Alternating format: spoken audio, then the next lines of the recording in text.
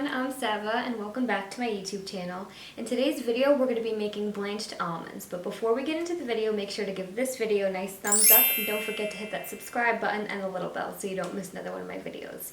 Alright, let's get started. Blanching almonds at home is so much more cost effective than buying them at the store, and I'm going to show you how easy and foolproof it is, and it literally just takes 5 minutes.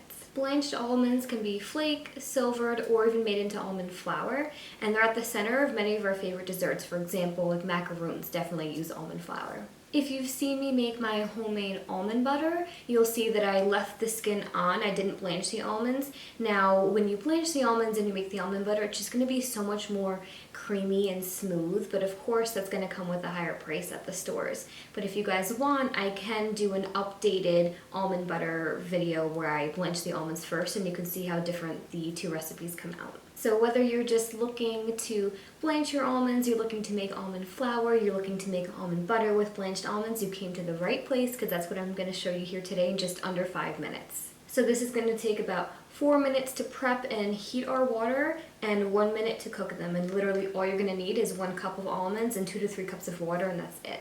Now you're going to want raw almonds for sure, nothing salted, nothing crazy, just raw unprocessed almonds. These are just from Wegmans, and as you can see right on the label, ingredients, almonds. That's literally it. So all you're going to want to do here is take a small pot or a saucepan and get your water to a boil, and then you're just going to want to add in the almonds that you want to blanch. Now you're just going to cook them in the boiling water for 60 seconds. That's literally it, no more, no less. If you do it too much, you're going to end up with kind of soggy almonds, and if you don't do it enough, it's going to be really hard for you to pop these skins off. So after you do that, all you're going to want to do is take your almonds off the heat and run them over some cold water, kind of like we did with our eggs in our bacon egger recipe video. And then you're just literally going to want to squeeze the almonds and pop them out. Now you just want to make sure you're not popping almonds all over the place, but it's going to be really simple and easy for you guys to do.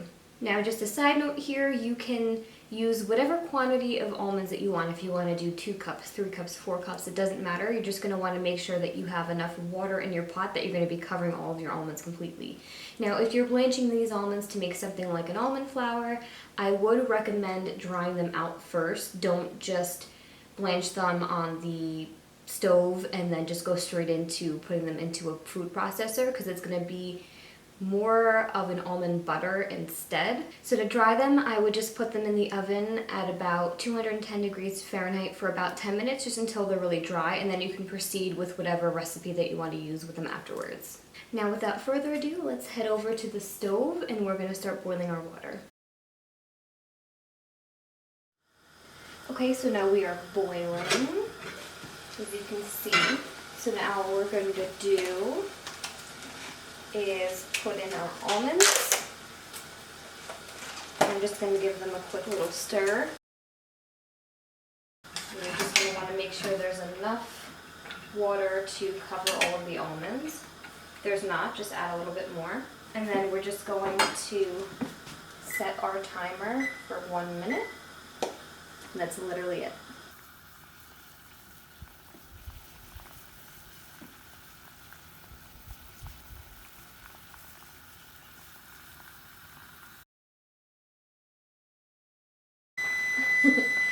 Okay, we turn off our timer and we're going to turn off our heat.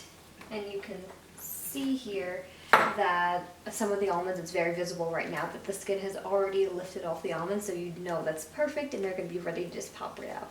Okay, so all we're going to do now is just run it over some cold water and we're going to start popping.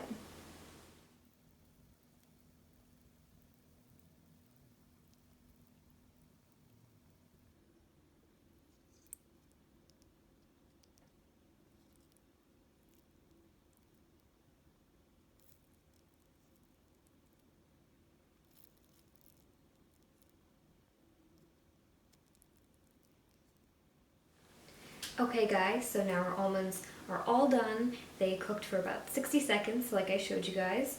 And as you can see, now that we've put them in the cold water, they're just going to want to literally slide right out. You can feel, can you guys hear that? You can feel that the skin has left the actual almond, and look, you can just pop them right out just like that. So what I'm gonna do is I'm going to obviously throw the skins away, but I'm going to reuse my little container here and just store them in there. I'm just gonna have my garbage can right open and ready so I can just plop them out. See literally how easy that is. I would just obviously recommend shooting them into a bowl so that you don't have almonds flying around all over the place. It's super, super simple. All you're gonna need is the almonds and some water. That's literally it. Just like I told you guys, you can see how easy this is. It's really foolproof. It's gonna save you guys so much money than buying the blanched almonds pre-made in the store. There's really no need once you figure out how to do it at home yourself. And then you can go right ahead and, like I said, you can have these just the way they are. If you're not crazy about the skin on your almonds, you can go ahead and make an almond flour, your almond butter. But like I said, you're just going to want to maybe leave them out for a little bit or dry them out in the oven before you just immediately take them out of here. You can see they're still a little bit wet, and start making an almond butter right from there. Don't do that. Okay, so now I'm just going to continue and pop out the rest of the almonds, and then I'll show you what they look like once we're done.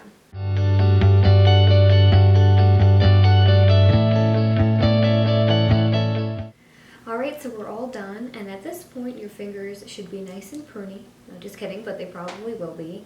And now I just took them out of the bowl and put them in a rag just to kind of dry them up a little bit before I put them back in the container that we got them in. So let's do that. And ta-da! There you have it, your blanched almonds. See how easy was that, right? I'm just going to have one like this just for the heck of it. It's so good, you guys. I mean, these are just gonna be, wait, no, don't close this because they definitely are a little bit wet. But this is gonna be so great for those of you out there who just like to have blanched almonds without any skin on there, or like I said earlier, if you're trying to make a flour or a butter or something like that, it's just going to be way more creamier and smooth for you guys, especially when you're trying to make pastries and things like that. You're definitely going to want to take the skin off. Now, like I said before, if you guys would like, I can make an updated almond butter recipe video that has the blanched almonds instead of them being whole, and you guys can definitely see the difference of how they comes out. And as always, I'm going to have all the nutrient facts down in the description box for you guys if you guys care to see them. Well, that's all I have for this video today, you guys. I hope you liked it and I hope you learned something new. If you liked it, make sure to give this video a nice thumbs up, and don't forget to hit that subscribe button and the little bell so you don't miss another one of my videos.